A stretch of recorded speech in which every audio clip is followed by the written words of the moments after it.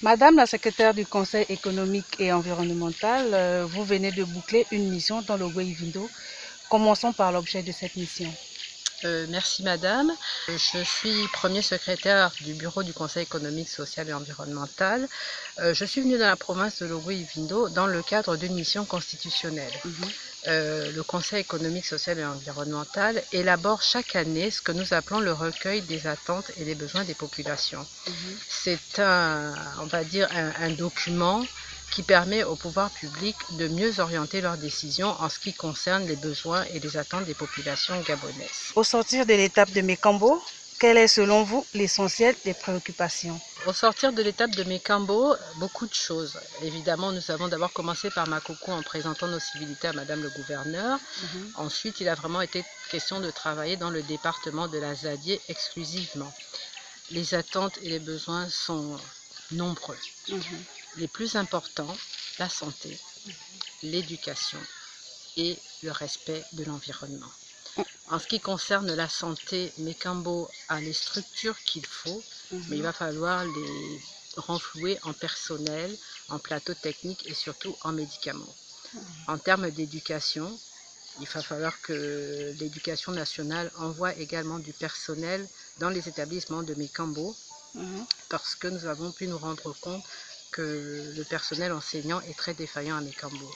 Et autre chose concernant le grand lycée qu'il y a à Mékambo, le lycée Moapa Beotsa, une partie de l'établissement a vu sa toiture envolée à la suite d'intempéries, ce qui fait en sorte qu'aujourd'hui cet établissement a 4 salles de classe qui sont inutilisables. Pour le cas précis du dossier, conflit homme-faune, quelles sont les démarches déjà entreprises par le CESE?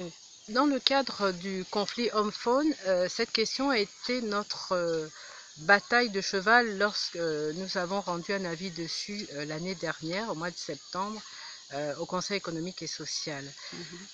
Qu'est-ce que le Conseil économique et social fait ou souhaite faire? Le Conseil économique souhaite que ce dossier qui touche toutes les populations gabonaises soit géré autrement.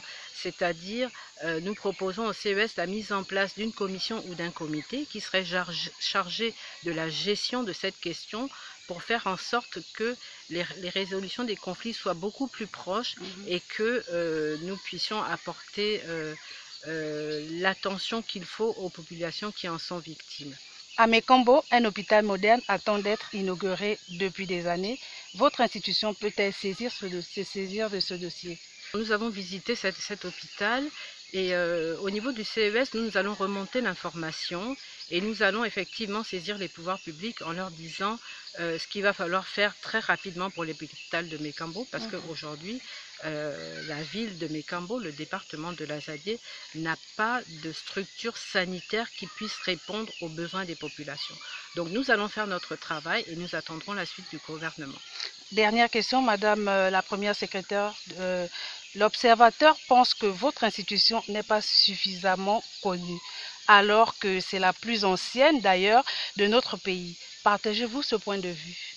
Effectivement, nous nous rendons compte nous-mêmes que, bien qu'étant la première institution du pays, puisque le Conseil date de 1959, malheureusement, la troisième assemblée de la République, la troisième assemblée constitutionnelle, après le Sénat et l'Assemblée nationale, pourquoi le Conseil n'est pas connu? Je pense que c'est peut-être parce que nous-mêmes, conseillers membres du Conseil économique et social, ne relayons pas suffisamment le travail que nous faisons.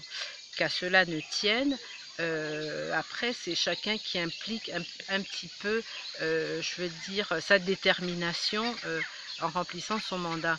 Ce que nous allons faire, c'est de la médiatisation, de la sensibilisation, et justement, ce type de mission sur le terrain nous permettent à nous d'expliquer un petit peu ce qu'est le Conseil économique et social et ce que les populations peuvent en attendre.